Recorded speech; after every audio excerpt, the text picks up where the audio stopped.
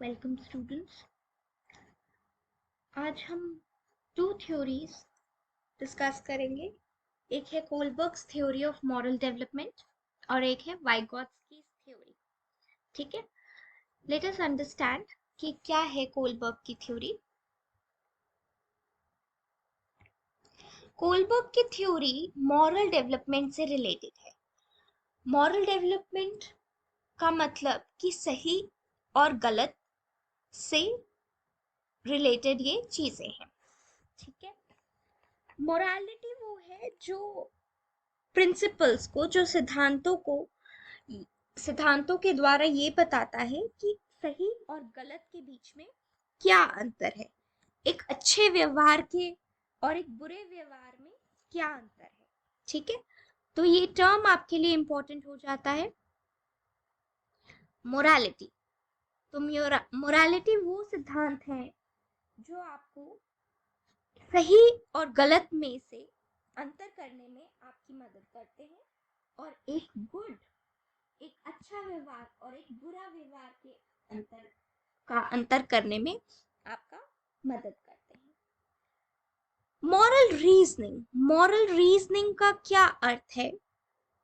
Moral reasoning ये सोचने का ऐसा तरीका है जिसमें हम ये व्यक्ति ये जानने की कोशिश करता है कि क्या वो जो सोच रहा है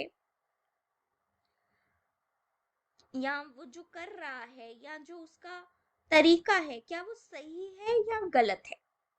और यही जो सोचने का तरीका है, यही जो तर्क लगाने का तरीका है, यही व्यक्तियों को एक सही डिसीजन लेने में, एक एथिकली राइट डिसीजन लेने में मदद करता है। ठीक है, तो इस पे रिसर्च किया कोलबर्ग ने कि बच्चे का मॉरल डेवलपमेंट कैसे होता है, क्या समझते हैं, कब उनमें ये सूझबूझ आती है कि क्या सही है और क्या गलत है। ठीक है, तो यही चीज को समझने के लिए उन्होंने एक प्रयास किया। इस प्रयास को बोला गया है हेन्स डेलेमा। हेन्स डेलेमा के द्वारा इन्होंने बच्चों की मॉरल डेवलपमेंट को जानने की कोशिश की है। ठीक है, अब समझते हैं कि हेन्स डेलेमा है क्या। हेन्स एक व्यक्ति था जिसकी पत्नी मर रही थी, एक उसको एक पीड़ा थी, तो इस पीड़ा से उसका देहांत निश्चित था। तो डॉक्टर ने कहा कि मार्केट में एक नई दवा आई है, ठीक है, जो उसको बचा पाए। तो वो जो दवा थी वो एक केमिस्ट के पास थी और हेन्स ने कोशिश की कि वह कुछ दवा खरीद ले उस केमिस्ट से।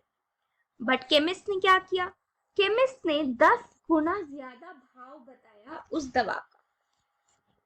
ठीक है, और हेन्स इतना नहीं अफोर्ड कर सकता था, नहीं इतने में दवा ले सकता था।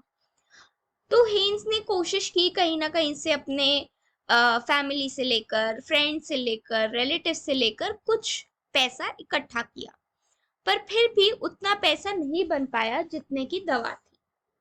उसका आधा ही पैसा वो इकट्ठा कर पाया।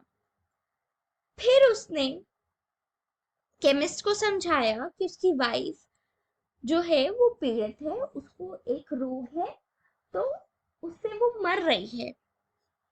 तो उसने उससे पूछा, केमिस्ट से ये पूछा कि क्या वो ड्रग जो है, वो जो दवा है, क्या वो कम भाव में नहीं बेच सकते। तो केमिस्ट ने मना कर दिया। केमिस्ट ने कहा कि उसने दवा बनाई है, वो उससे पैसा कमाएगा, वो ऐसे कम दाम पे नहीं बेच सकता। हेन्स ना तो दवा खरीद सकता था और ना ही अपनी पत्नी को मरते हुए छोड़ सकता था। तो इसीलिए उसने क्या किया कि उसने केमिस्ट की शॉप पे जाकर उसने दवा चुरा ली। अब यही जो हेन्स का डिलेमा था, यही डिलेमा उन्होंने अपने कोलबर्ग ने अपने पार्टिसिपेंट्स को दिया और कुछ क्वेश्चंस रखे। कुछ सवाल रखे। पहला सवाल कि क्या हेन्स को दवा चुरानी चाहिए थी। दूसरा था कि क्या कुछ बदलता अगर हेन्स अपनी पत्नी से प्यार ना करता। तीसरा सवाल कि क्या अगर कोई व्यक्ति जो मर रहा था वो एक स्ट्रेंजर होता जो हेन्स को ना जानता होता तो क्या कोई डिफरेंस होता। तो इसी सवालों के उत्तर जो उनके पार्टिसिपेंट्स ने दिए उसके हिसाब से उन्होंने एक थ्योरी दी जिसको Kohlberg's theory of moral development कहा गया। ठीक है, तो ये जो थ्योरी है ये अलग है। ठीक, तो इस थ्योरी के जरिए उन्होंने 3 लेवल्स दिए। ठीक है, लेवल्स 3 है और इन तीनों लेवल के 2 भाग हैं, 2 स्टेजेस हैं। ठीक है, लेवल 1 इसके 2 स्टेजेस हैं, स्टेज 1 और स्टेज 2। फिर लेवल 2 है, इसके 2 भाग हैं, स्टेज 1 और स्टेज 2। फिर लेवल 3 है जिसके और 2 भाग हैं,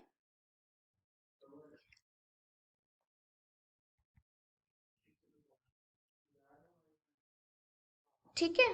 तो ये स्टेज 1, ये स्टेज 2, ये स्टेज 3, ये स्टेज 4, ये स्टेज 5 और ये स्टेज 6। तो ये सारे स्टेजेस हैं, हर लेवल का 2-2 स्टेजेस है। इसी भाग पे उन्होंने अपनी मॉरल डेवलपमेंट की थ्योरी बताई गई है। लेवल, अब देखिए सबसे पहला जो लेवल है वो है pre conventional level. Pre conventional level का क्या अर्थ है, उसमें 2 स्टेजेस हैं, पनिशमेंट ओबीडियंस ओरिएंटेशन और instrumental exchange orientation. Conventional level पे 3 भाग हैं, 2 भाग हैं। पहला तीसरा भाग है good boy nice girl orientation. Stage 4 है system maintaining orientation. Stage 5 post conventional level पे social contract orientation, social contract situation और यूनिवर्सल एथिकल प्रिंसिपल्स ओरिएंटेशन। तो ये सारे 3 लेवल्स हैं और इसके इसी में बांटते हुए 6 स्टेजेस हैं। ठीक है, तो ये आपको ध्यान रखना जरूरी है।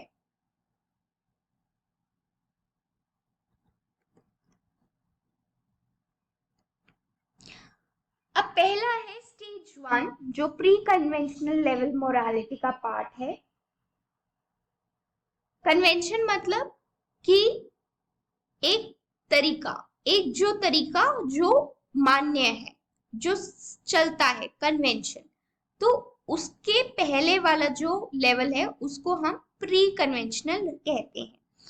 प्री कन्वेंशनल लेवल पे 2 स्टेजेस आते हैं, पनिशमेंट ओबीडियंस ओरिएंटेशन और स्टेज 2 इंस्ट्रूमेंटल पर्पस ओरिएंटेशन। ठीक है, अब प्री कन्वेंशनल लेवल पे जो बच्चे का मोरालिटी है वो किस पे बेस्ड होती है, वो बाहर पे उसको क्या रिजल्ट मिलेगा, बाहर से उसको क्या मिलेगा। तो ये एक्सटर्नल जो बच्चे का एनवायरनमेंट है वो कंट्रोल करता है। ठीक है, एक्सटर्नल एनवायरनमेंट क्या चाहता है उसके हिसाब से बच्चा बिहेव करता है। ठीक है, अब स्टेज 1 पे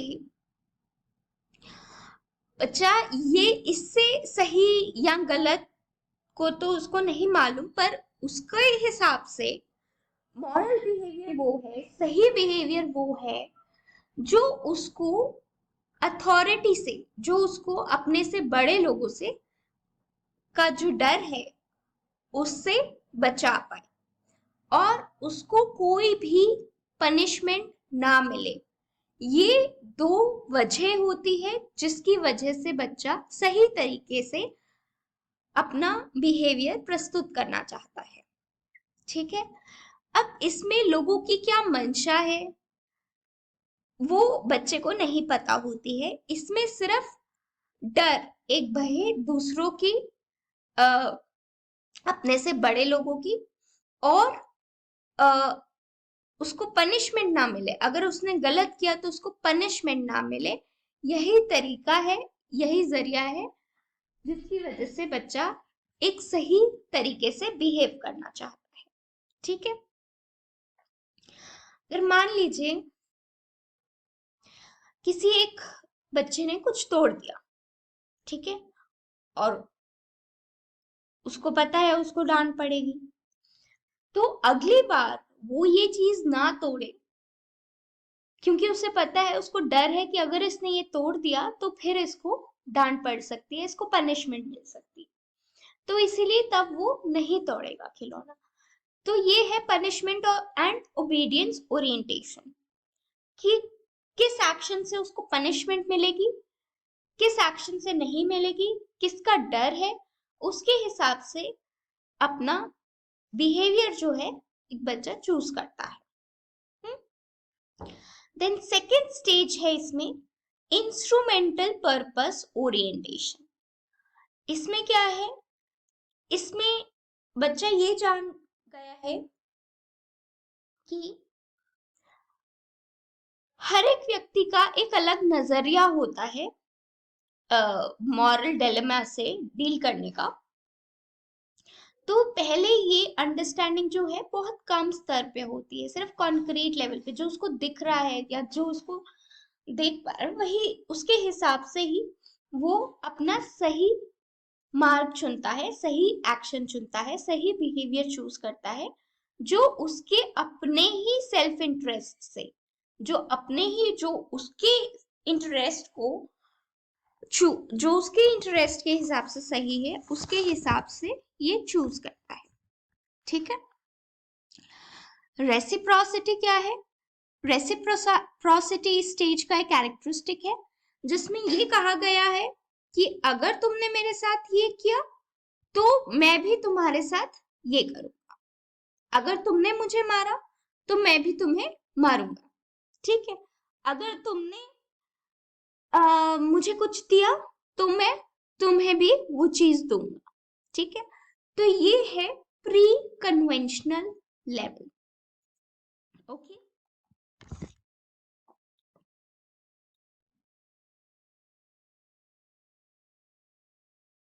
उसके बाद हम आते हैं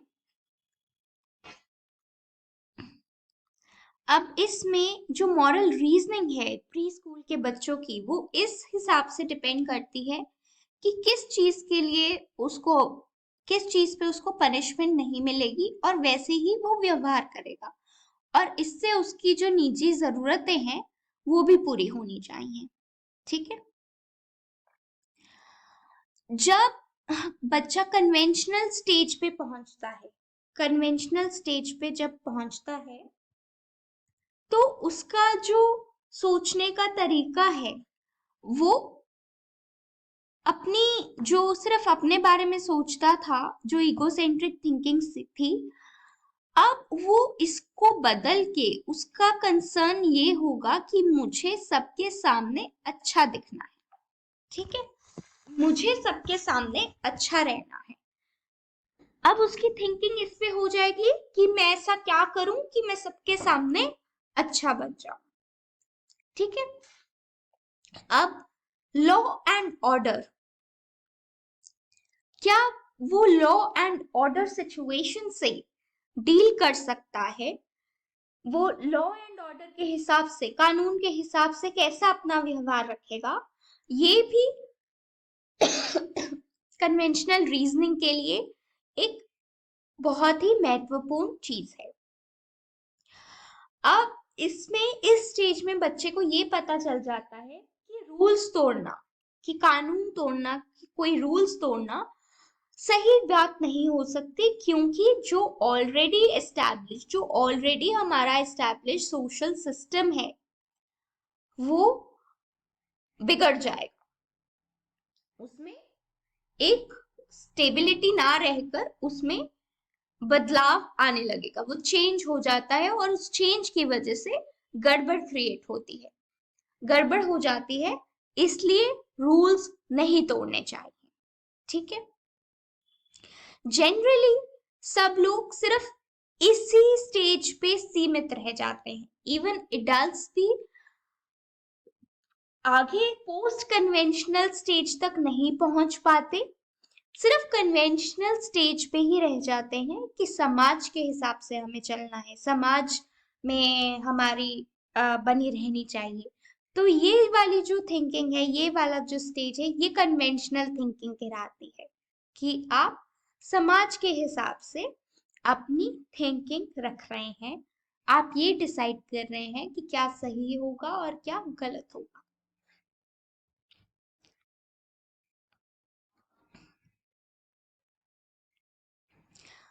अब व्यक्ति इसमें कंफर्मिटी टू सोशल रूल्स ही समझते हैं कि जो भी सोशल रूल्स हैं, जो भी लॉज हैं, जो भी ऑर्डर्स हैं, उसके हिसाब से हमें चलना चाहिए।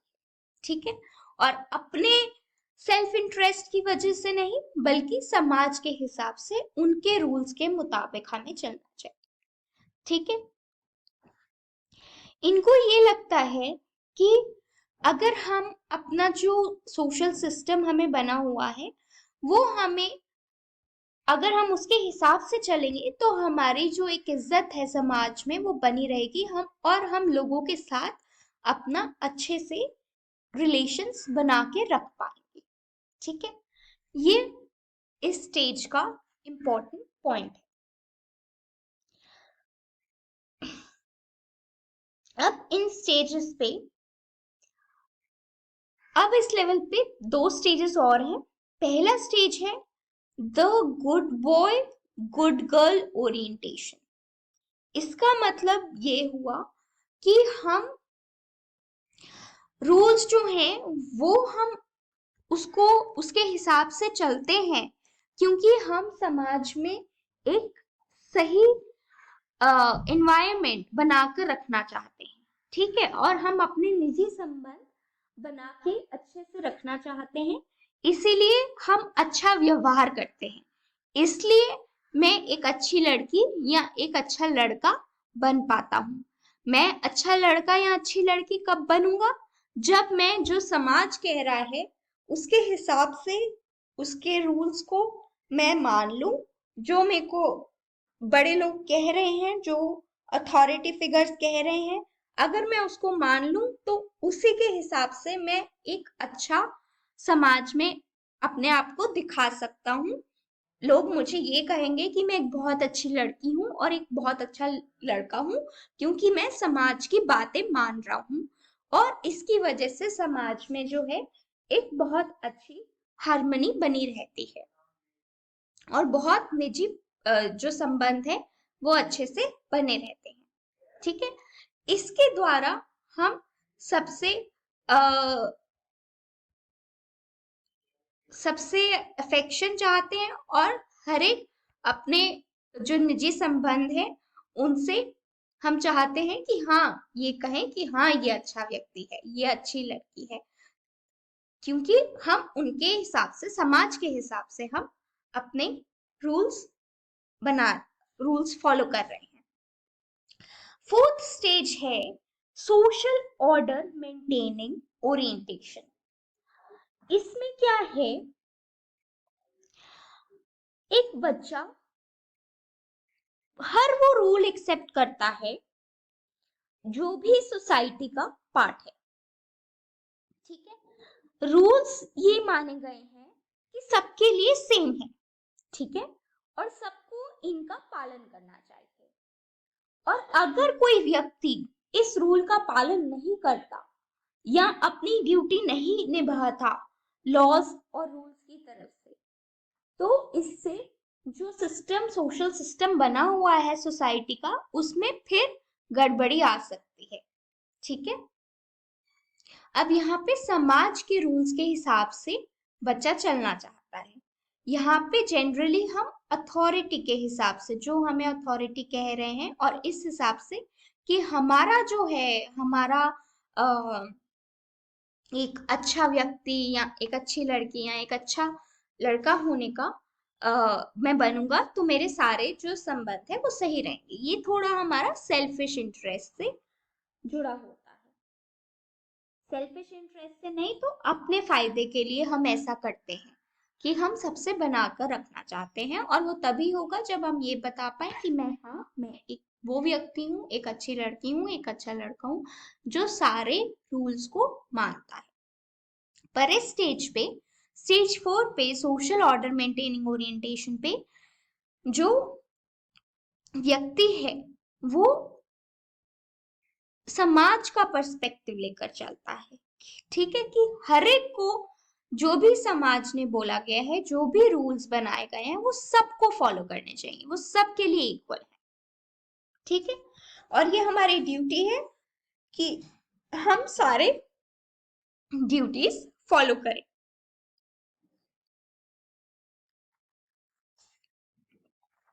देन हमारा आता है नेक्स्ट लेवल। नेक्स्ट लेवल है पोस्ट कन्वेंशनल। पोस्ट कन्वेंशनल और प्रिंसिपल्ड लेवल। अब इस स्टेज पे हम क्या कर रहे हैं, हम ब्लाइंडली समाज को फॉलो नहीं कर रहे हैं। ठीक है, हम जो समाज के में बदलाव की जरूरत है, ठीक है, उस बदलाव को लाने के लिए हम अपनी सही या गलत को उन वैल्यूज और लॉज पे बेस्ड कर रहे हैं जो हमें सही लगता है, जो समाज के बेहतरी के लिए, जो समाज में एक अच्छा बदलाव लाने के लिए जरूरत है। ठीक है, पोस्ट कन्वेंशनल। अब हम कन्वेंशनैलिटी से, जो मान्यता है, उससे आगे बढ़ गए हैं। ठीक है, जैसे हमें एक आफ्टर कन्वेंशनल लेवल हमें बिहेव करना चाहिए। ठीक है, अब हम यहाँ पे ऐसा नहीं है कि हम ब्लाइंडली बिना क्वेश्चन करते हुए सब चीजों को जो सोसाइटी कह रही है उसको मान रहे हैं। हम इससे ऊपर उठ रहे हैं। हम सोसाइटी के चेंज में जो बदलाव की जरूरत है उसको हम चेंज करने के लिए कोशिश कर रहे हैं, और हम अपना सही और गलत इस हिसाब से चुन रहे हैं। ठीक है, फिर स्टेज 5 है social contract orientation. Social contract orientation में व्यक्ति ये मानते हैं कि हम जो लॉज हैं और जो रूल्स हैं उसको हम थोड़ा चेंज कर सकते हैं, ताकि हम जो मानवता की सुधार के लिए हम कुछ ऐसे रूल्स और लॉज को सम्मान दे सकते हैं। ठीक है,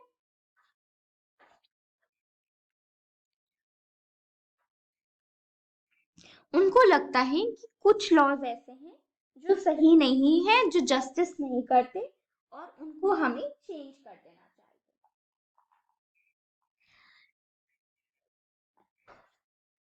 इसमें स्टेज 5 में जो दुनिया है, जो दुनिया के लोग हैं, वो उसमें हम ये मान के चलते हैं कि हर एक का चीजों को देखने का अपना अलग नजरिया है, अपने अलग वैल्यूज हैं और अपनी अलग राइट्स हैं। तो हर एक पर्सन की ओपिनियन को, हर एक पर्सन का जो भी सुझाव है या जो भी वो अपना सही या गलत रखते हैं, वो हर एक के लिए अलग है। तो हमें सब चीजों को रिस्पेक्ट करनी चाहिए, हमें उनके ओपिनियंस को भी रिस्पेक्ट करना चाहिए। तो लॉज को यहाँ पे समझ गया है कि एक सोशल कॉन्ट्रैक्ट है। ठीक है, ये नहीं है कि वो बहुत रिजिडली हम सबको फॉलो करना है, बट सोशल कॉन्ट्रैक्ट है, समाज में एक अच्छा सिस्टम बना रहे उसके लिए।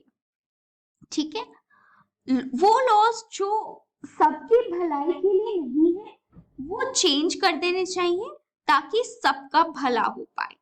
ठीक है, जैसे कि सबरीमाला वर्डिक्ट आया, उसमें ये कहा कि ऐसे औरतों पर रोक क्यों है उस मंदिर में जाने के लिए। ठीक है, कोर्ट ने कहा कि ये रोक नहीं होनी चाहिए। दो जो कम्युनिटी है वो ये उनका कहना ये था कि नहीं, ये भगवान जो है ये उन औरतों को आने नहीं दे सकते हैं। तो इसीलिए इन्होंने कोर्ट ने ये चेंज कर दिया कि हाँ अब विमेन को आना चाहिए उस टेम्पल पे। तो सबके बेहतर के लिए ये जो लॉ है वो चेंज हुआ है। तो ये फ्लेक्सिबल इंस्ट्रूमेंट है, लॉज ऐसा नहीं है कि हम चेंज ही नहीं कर सकते। तो जो रूल्स हैं, जो लॉज हैं, वो अगर कोई एक बहुत larger purpose, larger human welfare के लिए अगर वो है तो उसको जरूर लाना चाहिए। तो ये है सोशल कॉन्ट्रैक्ट ओरिएंटेशन। नेक्स्ट है द यूनिवर्सल एथिकल प्रिंसिपल। इसमें क्या है कि जो भी एक सही बर्ताव है या जो भी एक सही हम एक्शन कर रहे हैं, वो व्यक्ति अपने ही एथिकल प्रिंसिपल्स से, अपनी कंसाइंस के से मानता है कि वो सबके लिए अच्छा होना चाहिए, सारी लोगों के लिए, सारी ह्यूमैनिटी के लिए अच्छा होना चाहिए। ठीक है। तो जैसे गांधी जी ने नॉन वायलेंस को डिफाइन किया, तो ये नॉन वायलेंस जो है उनको लगा, उनके अपने एथिकल प्रिंसिपल से, अपने वैल्यूज से, अपनी कंसाइंस से ये लगा कि नॉन वायलेंस चूज करके हम अपना हक पा सकते हैं। तो ये हुआ, और इसके लिए सारे ह्यूमंस, सारी जो वैसी कंट्रीज हैं जो कॉलोनाइज्ड हैं, इसके द्वारा सबको फ्रीडम मिल सकती है। तो ये यूनिवर्सल एथिकल प्रिंसिपल ओरिएंटेशन है, जो उनके खुद के, उन्होंने अपने एथिकल प्रिंसिपल्स के हिसाब से, जो उनके कंसाइंस ने कहा, उन्होंने कहा कि ये नॉन वायलेंस, उसके हिसाब से, नॉन वायलेंस के हिसाब से ये सबसे सही माध्यम रहेगा अपनी राइट्स के लिए लड़ना, और ये सारी मानवता के लिए भी वैलिड है। ठीक है। ऐसे ही नेल्सन मंडेला ने रेसिज्म को खत्म करने के लिए लड़ाई लड़ी थी। हर कोई इस लेवल तक नहीं पहुंच पाता, पोस्ट कन्वेंशनल लेवल तक नहीं पहुंच पाता, सब इसी में कन्वेंशनल लेवल पे ही अधिकतर लोग रह जाते हैं कि समाज में हमें अपना बनाए रखना है, हमें अपनी इज्जत बनाकर रखनी है, इसीलिए हम समाज जो कह रहे हैं, समाज के रूल्स फॉलो करिए। पर पोस्ट कन्वेंशनल वाले लोग जो पोस्ट कन्वेंशनल मोरालिटी पे पहुंच जाते हैं, वो लोग कहते हैं कि लॉज जो हैं वो फ्लेक्सिबल हैं, उनको और ह्यूमन वेलफेयर के लिए, ह्यूमंस की अच्छाई के लिए चेंज कर देना चाहिए, चेंजेबल है। और स्टेज 6 में ये कहा गया है कि वो लोग जो पोस्ट कन्वेंशनल स्टेज पे पहुंच जाते हैं, पोस्ट कन्वेंशनल मोरालिटी पे पहुंच जाते हैं, वो कुछ अपने प्रिंसिपल्स जो हैं वो अपनी कंसाइंस के हिसाब से, जो उनको लगता है सही है गलत है मानवता के लिए, वो उसको मान लेते हैं कि वो मानवता के लिए भी सही या सही ही होगा। ठीक है। अब इसमें कहा है कि कुछ ही व्यक्ति जो हैं, इन्होंने कहा कि ये 3 लेवल्स हैं, पर कुछ ही व्यक्ति पहुंच पाते हैं। स्टेजेस 5 और 6 जो है, इनको सबसे ज्यादा मॉरल माना गया है, सबसे ज्यादा सही माना गया है। पर हर कोई इस स्पेस तक नहीं पहुंच पाता, सब लोग कन्वेंशनल स्टेज पे ही रह जाते हैं। ठीक है।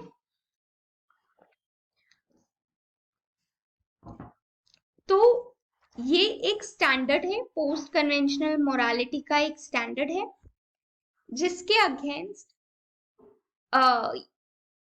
बाकी जो अदर लेवल्स हैं वो इमेच्योर कहे जाते हैं, जबकि ये सही नहीं है। अगर हम समाज के हिसाब से चल रहे हैं तो क्या इसमें इमेच्योरिटी है? तो ये चीज जो है, ये इसको क्रिटिसाइज किया गया है। पोस्ट कन्वेंशनल मॉरल रीजनिंग में हम बहुत ज्यादा एग्जिस्टेंशियल इश्यूज की, हम यहाँ क्यों आए हैं, ये ऐसा क्यों हो रहा है, ये वैसा क्यों हो रहा है, इन सब चीजों से डील करने के लिए जो पोस्ट कन्वेंशनल मॉरल रीजनिंग है वो काम आती है। ठीक है। तो जो लोग ये सब चीजें सोच पाते हैं वो एक्चुअली बहुत ज्यादा एजुकेशन, जो बहुत एडवांस्ड एजुकेशन है उसके हिसाब से चलते हैं। ठीक है, तो फिलॉसफी के हिसाब से ये लोग चलते हैं। तो बहुत कम लोग इस स्टेज पर पहुंच पाते हैं और इस टाइप की समझ रख पाते हैं। ठीक है,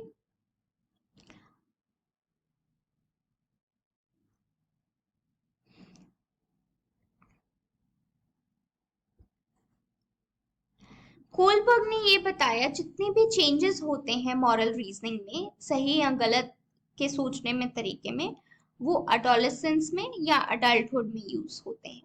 जैसा छोटा बच्चा कर रहा है, सोच रहा है, उसके बारे में उन्होंने ज्यादा नहीं बताया। ठीक है, कि मॉरल अंडरस्टैंडिंग की सही या गलत की अंडरस्टैंडिंग अर्ली और मिडिल चाइल्डहुड में कैसी रहती है, इसके बारे में उन्होंने ज्यादा जिक्र नहीं किया। ठीक है, तो ये इस एक्सपेरिमेंट द्वारा ये नहीं बता पाए कि छोटे बच्चे जो है अपने इंटरनल जजमेंट्स राइट और रॉन्ग को कैसे ही, किस थिंकिंग के हिसाब से बेस करते हैं। Okay, moving on. तो ये था हमारा कोलबर्ग का स्टेज।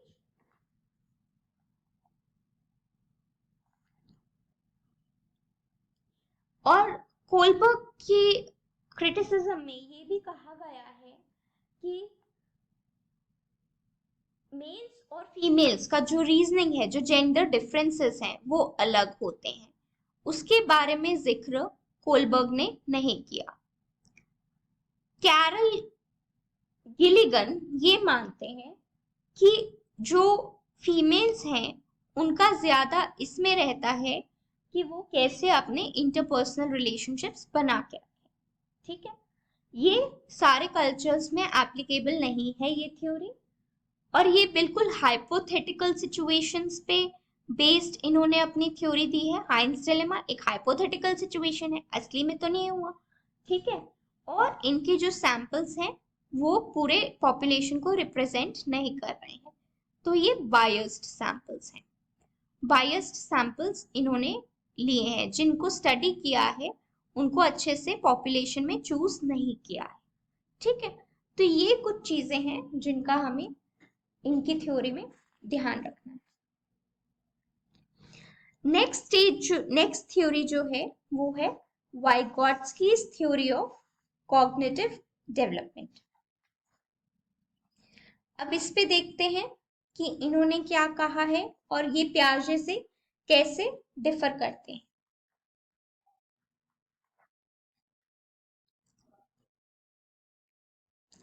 लेव वाइगॉट्स्की, इनका पूरा, ये जो रिसर्चर हैं इनका पूरा नाम है लेव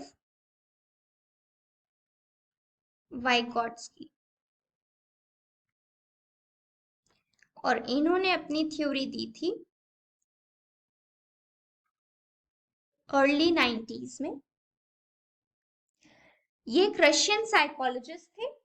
इन्होंने सोशल कंस्ट्रक्टिविस्ट पर्सपेक्टिव जो है वो चूज किया। Social constructivist perspective cognitive development के लिए चूज किया है। इन्होंने कहा कि हम कॉग्निटिव डेवलपमेंट में हमें सोशल और कल्चरल फैक्टर्स को भी अहमियत देनी चाहिए। ठीक है, क्योंकि ये बहुत इंपॉर्टेंट रोल प्ले करता है एक बच्चे के डेवलपमेंट में। इन्होंने तीन इंपॉर्टेंट एस्पेक्ट्स का, इनकी थ्योरी के तीन इंपॉर्टेंट एस्पेक्ट्स, तीन इंपॉर्टेंट चीजें ये रही हैं कि सोशल इंटरैक्शन, की समाज से कैसे बच्चा इंटरैक्ट कर रहा है, कैसे उनके साथ मिलजुल रहा है। तो पहला इंपॉर्टेंट जो इनकी थ्योरी का पार्ट है वो है सोशल इंटरैक्शन, कि बच्चे की डेवलपमेंट दूसरों से बातचीत करने से, दूसरों से घुल मिलने से उनका मानसिक विकास होता है। ठीक है, फिर दूसरा जो चीज है उन्होंने कही कि लैंग्वेज बहुत इंपॉर्टेंट रोल प्ले करता है, क्योंकि लैंग्वेज के द्वारा ही बच्चा जो है ज्ञान प्राप्त कर पाता है। फिर जिस कल्चर में बच्चा बढ़ रहा है वो भी बहुत अति आवश्यक है एक मानसिक विकास के लिए। उससे भी बच्चे को ज्ञान प्राप्त होता है। तीन चीजों की अहमियत वाइगॉत्स्की की थ्योरी में बहुत अधिक है। टीचिंग और लर्निंग में उन्होंने बताया कि सोशल कॉन्टेक्स्ट और कोलैबोरेशन, यानी कि साथ में मिलकर जुलकर काम करना, और जिस सोशल कॉन्टेक्स्ट में काम कर रहे हैं उसकी अहमियत बहुत अधिक है। ठीक है, इसमें इन्होंने इंडिविजुअल डिफरेंसेस पे बात की कि हर एक व्यक्ति अपने में एक अलग इंडिविजुअल है और उनमें अलग डिफरेंसेस हैं। ठीक है, इन्होंने कहा कि हमें बच्चे को एक्टिवली पार्टिसिपेट करने का मौका देना चाहिए। ठीक है, इन्होंने कहा कि हमें बच्चे को कुछ भी डिस्कवर करने के लिए असिस्ट करना चाहिए, सिर्फ हमें उसका साथ देना चाहिए। तो ये कैसे होगा कि अगर हम अपने ही उम्र के लोगों से बातचीत करें, उनके साथ बैठें, तो हम उनके साथ एक कोलैबोरेशन कर सकते हैं, उनके साथ काम कर सकते हैं। ठीक है, तो बच्चे जो हैं, हर एक बच्चे का अपना अलग लेवल है, अपनी अलग एबिलिटी है। तो अगर ये ग्रुप्स में काम करेंगे, ग्रुप्स में काम करके एक दूसरे को की मदद करेंगे, एक दूसरे को ज्ञान देंगे, एक दूसरे को पढ़ाएंगे, तो वो हर एक जो इंडिविजुअल है अपनी स्ट्रेंथ्स और वीकनेसेस पे काम कर पाएगा। ठीक है, जैसे कि अगर एक बच्चे का कोई चीज अच्छा है, किसी बच्चे का आर्ट में अच्छा है, तो वो दूसरे बच्चे को सिखा सकता है। किसी की हैंड राइटिंग अच्छी है तो वो दूसरे को सिखा सकता है। तो ऐसे ही इन्होंने ये कहा कि अगर हम ग्रुप्स में सारे बच्चों के साथ मिलजुल कर काम करें तो ये एक दूसरे को सिखा सकते हैं। ठीक है, प्री स्कूल ईयर्स पे इन्होंने कहा कि आपको बहुत एक एनरिच्ड एनवायरनमेंट प्रोवाइड करना चाहिए जो विकास के लिए अहमियत रखता है, और ऐसी एक्टिविटीज जो बच्चे के लेवल के अंदर आती हैं, बच्चे के डेवलपमेंट जितना अभी उसका है उसके अंदर आती हैं, उसके हिसाब से ऐसी एक्टिविटीज देनी चाहिए जो मीनिंगफुल रहे। ठीक है, वाइगॉत्स्की ने इंटेलिजेंस के बारे में क्या कहा है कि जो आपको इंस्ट्रक्शन मिल रही हैं उसके हिसाब से आप सीख सको, तो आपकी क्षमता कि दूसरा जो कह रहा है उसको ग्रहण कर सको। ठीक है, तो इन्होंने ये इंटेलिजेंस जो है डिस्क्राइब की है कि अगर टीचर कोई बोल रहा है या आपके घर पे कोई पेरेंट्स आपको कोई इंस्ट्रक्शंस दे रहे हैं, कोई कह रहे हैं कि ये करो वो करो, तो आपका उसकी क्षमता लर्न करने के लिए बढ़ जाती है। ठीक है, कि लर्निंग के लिए एक एक्सपीरियंस्ड अदर पर्सन, जो एक पर्सन ऑलरेडी एक्सपीरियंस्ड है, या टीचर है या पेरेंट्स हैं या एक्सपर्ट्स हैं, उनकी आवश्यकता रहती है। इनको मोर नॉलेजेबल अदर भी कहा गया है कि जिनके पास हमारे से ज्यादा अधिक नॉलेज है उसको भी कहा गया है। तो ये कोई भी हो सकता है, और बच्चे हो सकते हैं, हमारे फ्रेंड्स हो सकते हैं, कंप्यूटर्स हो सकते हैं, सीनियर्स हो सकते हैं, टीचर्स हो सकते हैं, और प्रोफेशनल्स हो सकते हैं। तो इनका सहयोग के द्वारा हम और अच्छे से सीख सकते हैं, जैसे ये इंस्ट्रक्शंस दें। ठीक है,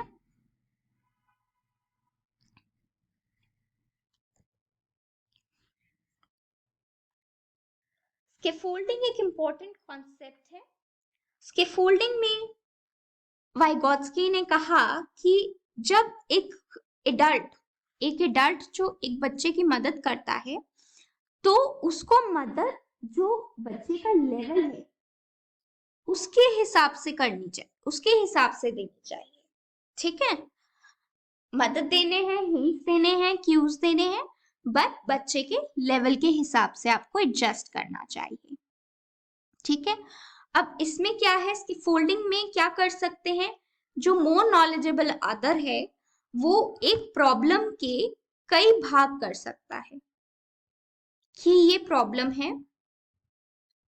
अगर ये उसके कई भाग कर पाए, उसको बता पाए, तो ये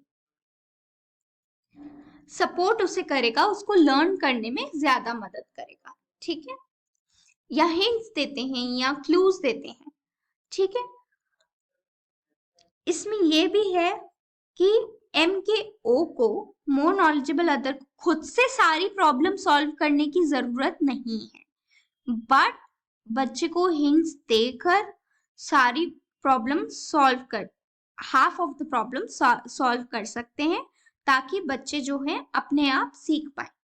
तो सब सॉल्व सारी प्रॉब्लम्स का सलूशन नहीं दे देना है, उन प्रॉब्लम्स को भागों में डिवाइड करना है, या हिंट्स देने हैं या क्यूज देने हैं, और उसके हिसाब से फिर बच्चा सीख कर वो प्रॉब्लम खुद से सॉल्व कर सकता है। जैसे कि अगर बच्चा साइकिल जो है वो बैलेंस नहीं कर पा रहा, तो उसको पीछे से मोर नॉलेजेबल अदर जो है वो पकड़ता है, उसको सहारा देता है। फिर जब वो सही से बैलेंस करने लगता है बच्चा, तो उसको धीरे धीरे उसका सपोर्ट अब मोर नॉलेजेबल अदर साइकिल से हटा लेता है। ठीक है, तो और फिर धीरे धीरे when he can drive on his own, जब वो साइकिल खुद चलाने लगता है, तो वो सपोर्ट जो है वो हटा देते हैं। ठीक है, और ये सपोर्ट बच्चे के लेवल के हिसाब से, बच्चे की क्षमता के हिसाब से दिया जाता है। हर एक बच्चे की अलग क्षमता रही। ठीक है, फिर जोन ऑफ प्रॉक्सिमल डेवलपमेंट एक बहुत इंपॉर्टेंट कॉन्सेप्ट है वाइगोत्स्की की थ्योरी में। इसमें इन्होंने कहा कि 3 लेवल्स पे बच्चा जो है अभी है। ठीक है, एक जो है कि कुछ काम जो बच्चा खुद से कर लेता है, वो है अभी उसका करंट फंक्शन, कि अभी वो कहाँ है, वो अभी क्या कर पा रहा है। ठीक है, तो वो ये चीज, ये जो ग्रीन वाला जोन है, इसमें ये कर पा रहा है। फिर मैं दूसरों की हेल्प से क्या कर सकता हूं। ठीक है, फिर कुछ चीजें ऐसी हैं जो मैं नहीं कर सकता, तो अंदर बॉक्स, अंदर सर्कल में ये चीजें हैं जो मैं कर सकता हूं। फिर येलो, उसमें येलो सर्कल में चीजें ऐसी है जो मैं दूसरों की हेल्प लेकर कर सकता हूं। फिर तीसरी जो सर्कल है वो ये बताता है कि ये मैं बिल्कुल ही नहीं कर सकता। ठीक है, तो इसमें तो ग्रीन वाले में ये हो गया जो मैं कर सकता हूं, ऑलरेडी जो लर्नर ने सीख लिया है। ठीक है, फिर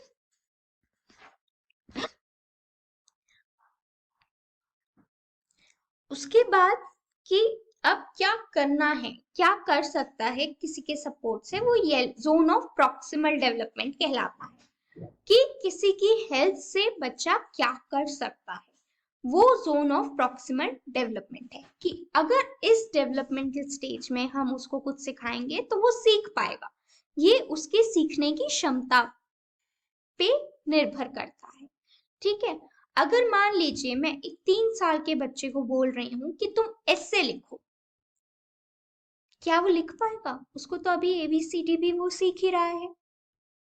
ठीक है, तो वो उस जोन ऑफ प्रॉक्सिमल डेवलपमेंट के नहीं पहुंचा है कि वो ऐसे लिखना सीखे। अगर मैं उसको सिखाती भी हूं तब भी वो नहीं सीख पाएगा, क्योंकि वो उस जोन में, उस लेवल ऑफ डेवलपमेंट में नहीं पहुंचा है। पर हाँ, अगर मैं इसको अल्फाबेट सिखाऊं और अल्फाबेट्स के साउंड सिखाऊं, अल्फाबेट्स को एसोसिएट करना सिखाऊं ऑब्जेक्ट्स के साथ, A for apple, B for boy, ऐसे सिखाऊं, तो वो अच्छे से पकड़ पाएगा। ठीक है, तो ये चीजें हो सकती हैं। या मैं इस बच्चे को बोलूं कि कलर करो, तो वो कर पाएगा। या मैं इसको बोलूं कि अच्छा CAT लिखो, तो 3 साल की उम्र में सिर्फ बहुत कम बच्चे ऐसा कर पाएंगे, बहुत ही कम, और नहीं भी कर पाएंगे। ठीक है, तो बच्चे के जो जोन है प्रॉक्सिमल डेवलपमेंट का, उसके हिसाब से जो मोर नॉलेजेबल अदर है उसके हिसाब से उसको हेल्प करनी चाहिए। ठीक है, जहां पे बच्चे को जो क्षमता है उसको कैसे डेवलप किया जाए, वो जोन ऑफ प्रॉक्सिमल डेवलपमेंट कहलाता है। ठीक है, एक गैप है, दो जगह पे गैप है कि क्या वो खुद करता है और कौन सी ऐसी चीज है कि वो दूसरों की मदद के साथ कर सकता है। ठीक है, लेवल 1 है कि अभी उसका प्रेजेंट लेवल, अभी सोचने का तरीका, अभी जो डेवलपमेंट है उस लेवल पे वो काम कर रहा है। ठीक है, अपने आप बच्चे की एबिलिटी चीजों को करने की। फिर एक है पोटेंशियल लेवल ऑफ डेवलपमेंट, कि वो क्या, अगर उसको हेल्प दी जाए, किसी का गाइडेंस दिया जाए तो वो क्या कर सकता है। ठीक है, तो जोन ऑफ प्रॉक्सिमल डेवलपमेंट क्या है, लेवल 2 और लेवल 1 के बीच में जो गैप है उसके बारे में ये जोन ऑफ प्रॉक्सिमल डेवलपमेंट है। ठीक है,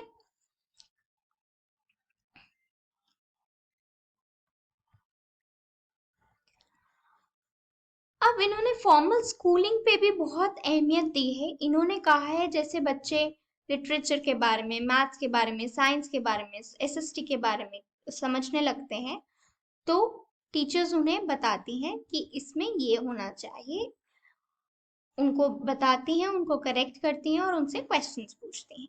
ठीक है, तो इसके द्वारा बच्चे जो है अपनी एक थॉट प्रोसेस जनरेट करते हैं। ठीक है, और higher level of cognitive activity में जाते हैं। ठीक है, तो ये बहुत अच्छा हो जाते हैं मैनिपुलेट करने में या सिंबल्स को कंट्रोल करने में। ठीक है, देन वाइगोत्स्की के कुछ टीचिंग से रिलेटेड कॉन्सेप्ट हैं। एक उन्होंने कहा रेसिप्रोकल टीचिंग। इसमें क्या करता है, एक टीचर या और दो तीन स्टूडेंट्स के साथ एक ग्रुप बनाता है।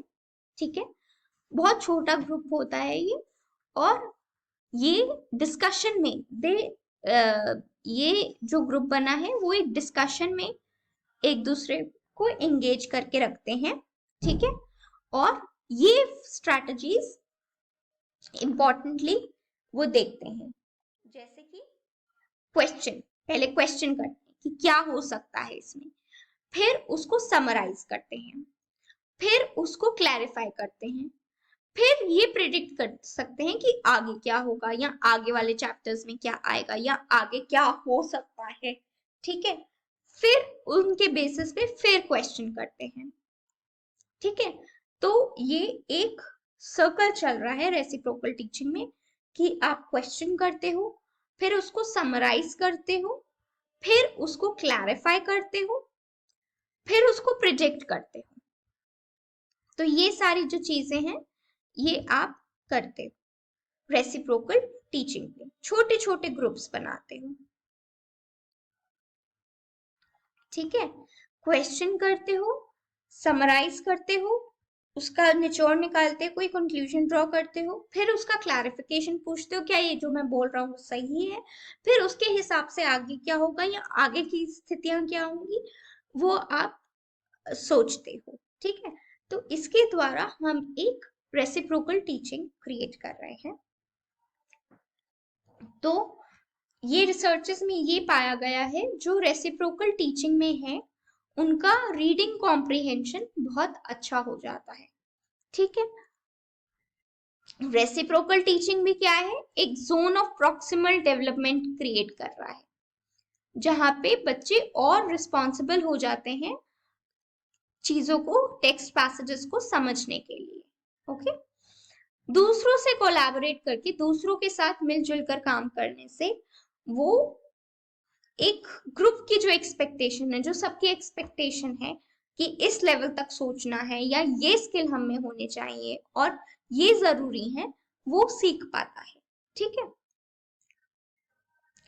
और जो ग्रुप के एक्सपेक्टेशंस है उसके हिसाब से भी अपने लेवल को समझ पाता है और थिंक कर पाता है और वैसे ही स्किल्स एक्वायर कर पाता है और ये समझ पाता है कि ये चीजें जरूरी हैं चीजों को समझने के लिए और लाइफ में सक्सेस प्राप्त के लिए। कोऑपरेटिव लर्निंग, कोऑपरेटिव लर्निंग भी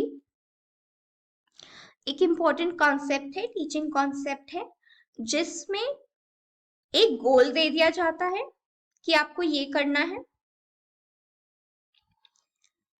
एक गोल है, जैसे बच्चे प्रोजेक्ट में इकट्ठे काम करते हैं तो एक गोल दे दिया जाता है और सबको ये गोल अकम्प्लिश करना है, सबको ये गोल की प्राप्ति करनी है।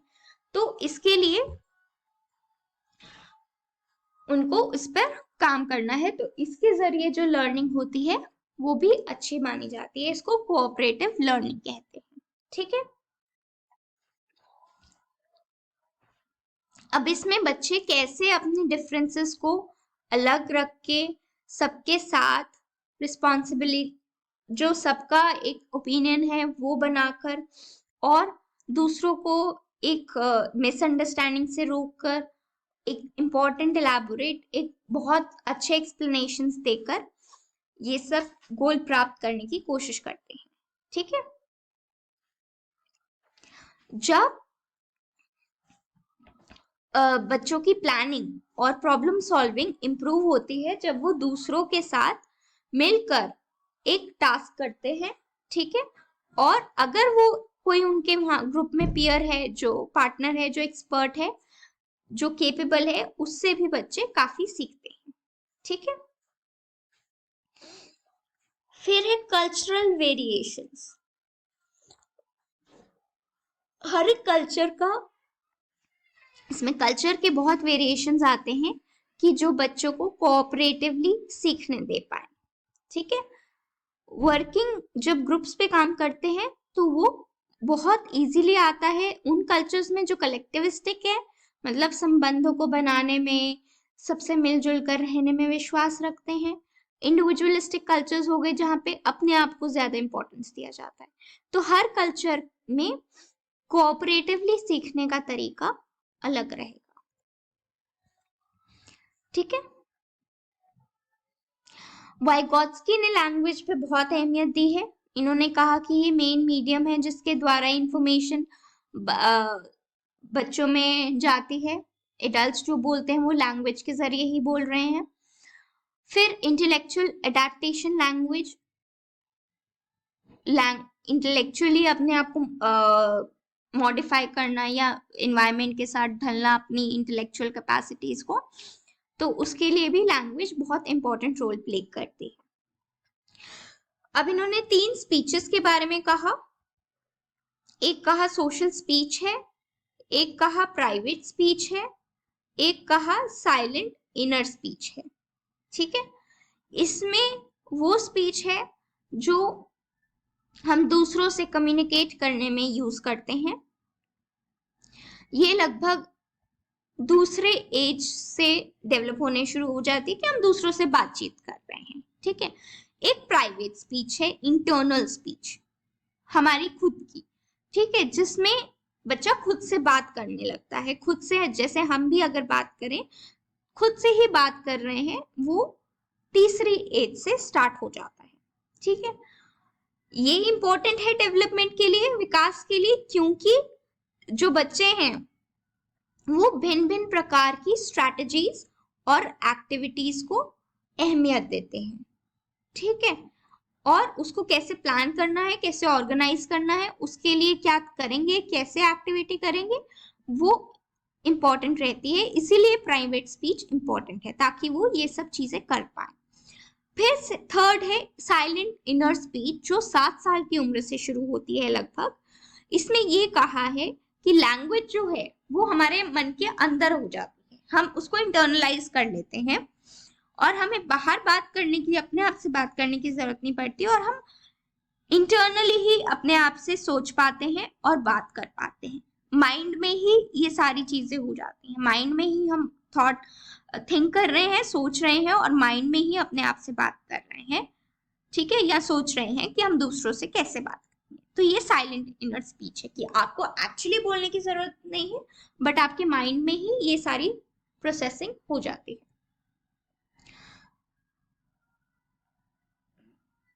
अब एजुकेशनली ये थ्योरी इंपॉर्टेंट है क्योंकि इसमें collaborative learning, cooperative learning, reciprocal teaching के की कॉन्सेप्ट्स हैं जो बताए गए हैं।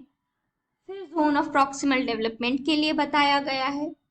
तो यहाँ इन चीज़ों के बारे में और चीज़ों के बारे में बताया हुआ है कि हमें कैसे सिखाना चाहिए। मोर नॉलेजेबल अदर्स का कॉन्सेप्ट है, तो इसके लिए ये इम्पोर्टेंट है। इनका एजुकेशनल इम्प्लीकेशंस काफ़ी स्ट्रांग है, पर इसको क्रिटिसाइज भी किया गया है कि इन्होंने बायोलॉजिकल कॉन्ट्रीब्यूशंस के बारे में नहीं बताया। ठीक है, कैसे बच्चे अपना जो है सोशल एक्सपीरियंसेस को इंटरनलाइज करते हैं, कैसे वो अपने मन में बिठाते हैं, उसके बारे में बात नहीं की है। ठीक है, और इन्होंने ये कह दिया कि इनकी थ्योरी सब कल्चर्स में चलती है, तो हो सकता है सब में ना चले, कुछ कुछ कल्चरल वेरिएशंस पे भी इम्पोर्टेंस देनी चाहिए।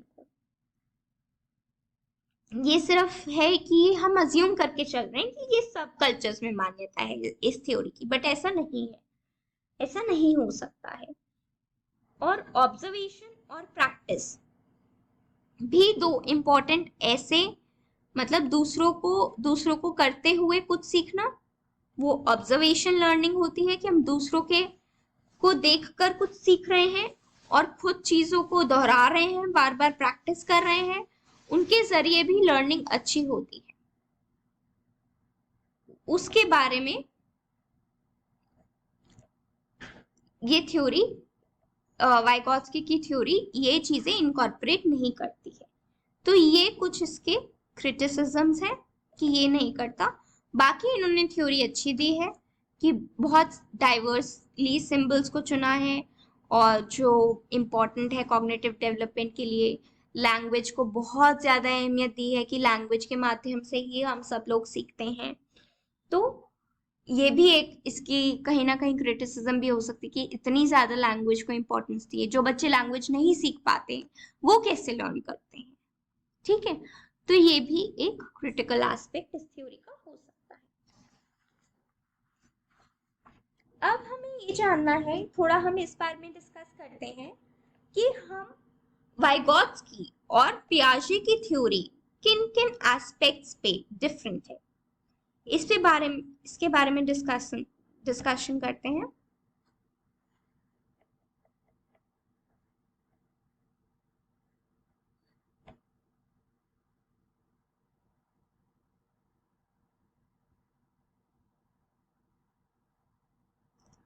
वाइगॉत्स्की और पियाजे कैसे डिफरेंस है इन दोनों में, इन दोनों थ्योरीज का। जैसे हमें पता है पियाजे ने बायोलॉजिकल फैक्टर्स के बारे में ज्यादा बात की, पर वाइगॉत्स्की ने सोशो कल्चरल फैक्टर्स के बारे में ज्यादा बात की।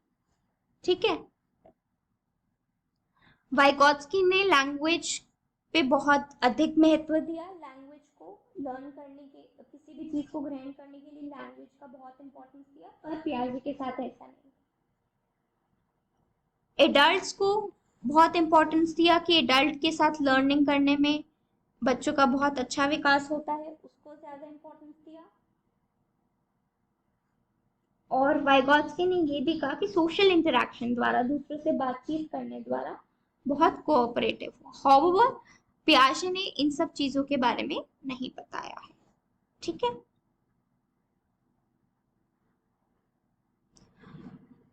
तो यहाँ पे हम एंड करते हैं आज का डिस्कशन। Thank you.